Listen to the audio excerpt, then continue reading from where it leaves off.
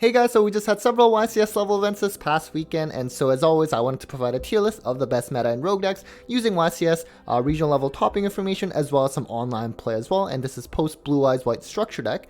And as always, definitely go check out those discount codes for Yu-Gi-Oh! Singles, Yu-Gi-Oh! Supplies. You can use code Akuna5 or Akuna10. I do want to highlight that both Card Brawlers as well as Tier 0 games now, they do have their singles up for pre-orders for Maze of the Masters. So if you need those Tachyon cards or maybe even the Perlia reprint, definitely go check those out and use code Akuna5. Also, as always, a shout out to YGOProduct.com as well as Ivan for keeping up with all of the meta relevant tops and keeping track of that. Anyways, let's just get to the tier list, and we are starting off with Ryzeal. They are actually by and far at the #1 spot compared to every other deck, even though technically purely from a power level, Maliss seems just up there, but in terms of tops, Ryzeal really takes the cake. Nowadays, I think you're seeing a lot more pure version rather than, let's say, Mitsurugi or even Fiendsmith. And of course, post Maze of the Master, once 7th Tachyon comes out, you do have some indirect support there. And this might also have to do with potentially if Bonfire does get limited, just to especially to promote sales for that. But who knows when that next ban list is, although perhaps in YCS Vegas stream. But it's very consistent deck, just lots of pops. The cross field spell negate is also really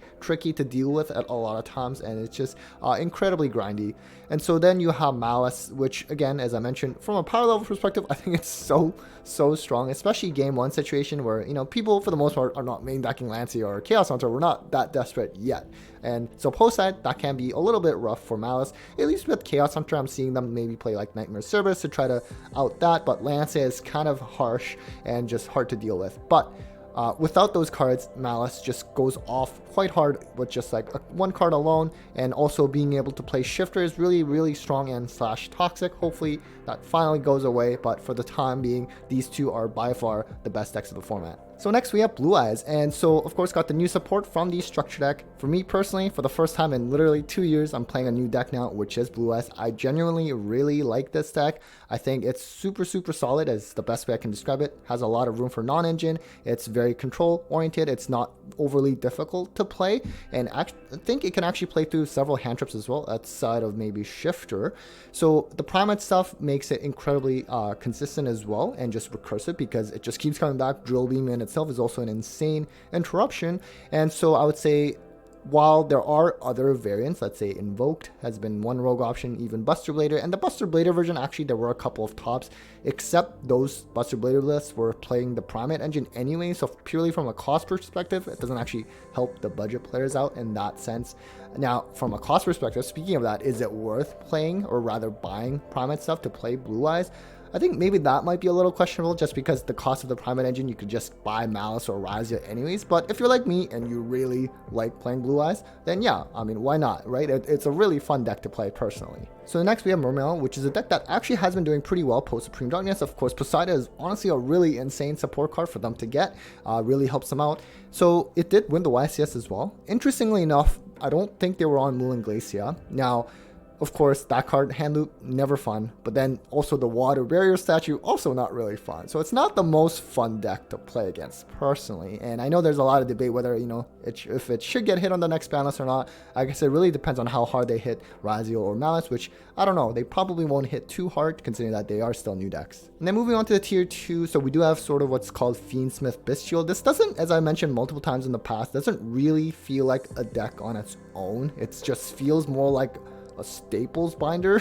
It's just like Fiendsmith stuff, visual stuff, and then hand traps. So you know what, it's still very recursive and strong, but presumably we're going to get some kind of Fiendsmith hit on this next list, so who knows what will happen with this one. And then we have White Forest, which is more specific to the Azamina variant now. That's the only one that's seeing meta relevant play. You're not seeing any like Runic White Forest anymore. I mean, the toy engine still does see play as well. So I think this deck is also pretty interesting. It is pretty grindy. It has also the Azamina stuff, which gets you to an Omni Negate, which of course nowadays is a little bit harder to come with like Barone and Savage being banned. It is a synchro-based strategy, so yes, technically D-Barrier can do some damage, but you're not seeing too much D-Barrier right now, I want to say, either. They also have their spell to like fuse into like Guardian Chimera, which is kind of nice for some pops, so they got some different lines of play, so I think it's a really interesting one for sure. And then you have Fire King, which of course famously won YCS Birmingham with Dinka Bui. Now, of course, post Blue Eye structure deck, it actually did not get any YCS level tops, but I'm sure the potential is still there. From what I'm understanding is that it does have a pretty good matchup into Ryzeal.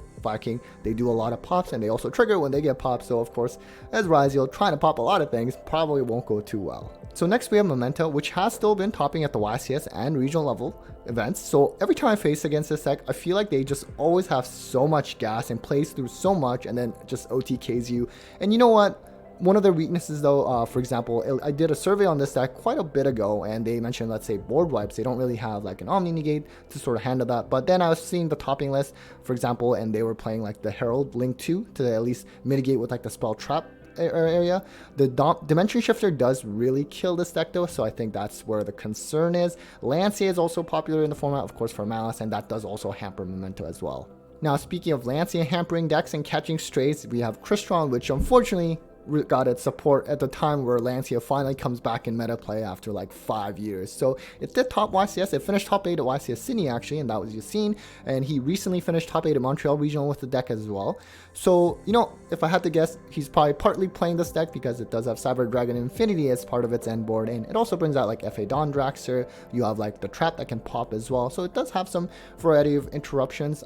So I think it's solid. I did recently do a survey on Crystron as well that you can check out, but as I mentioned, Lancea is kind of a bit of an issue for this deck as well. And then you have Yubel, which has been sort of sneaky in terms of getting some tops here and there. Definitely fell out really hard since like the Molcharmies all came out in terms of Fualas and now Meows as well, and Perlia was already there and they're just sort of getting hit by all of them, but it did still top at the YCS level because uninterrupted this deck's end board is probably as good as it gets and is incredibly strong. Now moving on to Rogue, we have Tenpai Dragon, which did fall quite a bit last month. Actually, they were still in like the tier 1.5 section, which, you know what, I don't think anyone's really sad that Tenpai has fallen.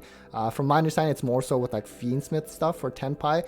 So, I mean, it's still around. It's completely not dead yet, but they did get a lot of hits on that ban list, and I think it's finally starting to show. So then we have Phantom Knight that we're going to put here because it did top the YCS in Sydney. And so now, of course, if you give it a bit more time, I'm sure this will start falling off again in terms of representation. But I do want to highlight that I have been monitoring topping level information for quite some time now, and it's always the same player in Micah who tops with this deck in Australia, whatever event it is. So I think it just speaks more to that this photo really represents just him as a player more so than Phantom Knight in a sense, and he's just single-handedly putting this deck on the map. But it is a deck that was once tier 1 at some point very briefly with like the Scythehawk when it was legal. This particular list was playing like Fiendsmith, like horror stuff. There's just a lot of there. Fogblade is always kind of nice. It's essentially like multiple imperms as well. So yeah, honestly, still pretty cool that a deck like this can top at a YCS level. And then you have Ritual Beast, which did still top. So this one's kind of interesting because similar to like Dubel, it does get hit with all the Molcharmies,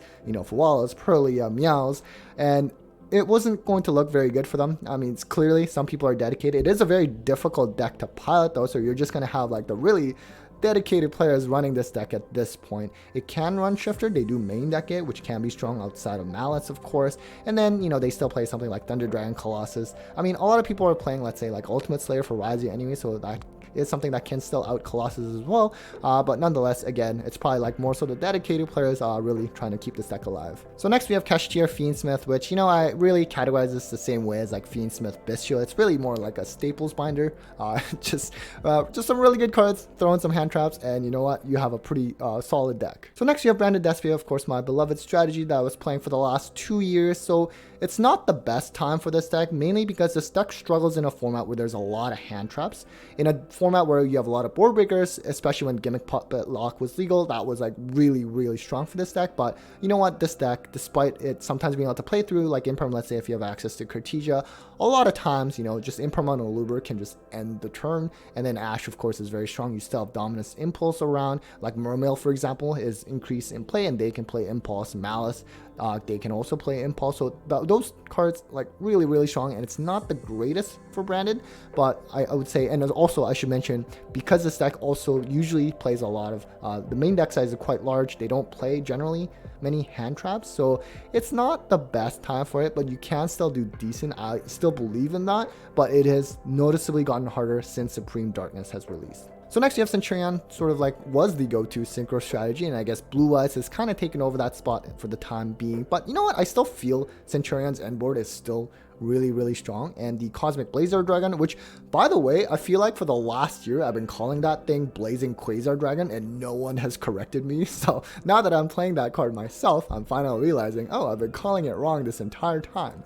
Anyways, again, super grindy deck, can play a lot of non-engine as well. There's even lists that are playing it with the Blue Eye stuff. I don't think it's actually top yet, I'm not quite sure, but nonetheless, if you know how to play this deck, I think it's still pretty solid as a rogue option. So next we have Chimera, which presumably would be Fiendsmith Chimera. That's sort of like the go-to version now. You don't really see Branded Chimera or Melodious Chimera anymore. So I always get kind of surprised how this deck doesn't do better, because I find when this deck goes first, it's so incredibly strong. You know, you have your Fiendsmith stuff that they usually just go for like the Caesar line, but the Chimera, they hand loop you for one, the Diabellstar or whatever makes you set cards, and then you have to, they can pop it as well, so essentially another hand rip. So I just feel it's very strong. Even going second, you know, Chimera Fusion, like Guardian Chimera play, it's still there.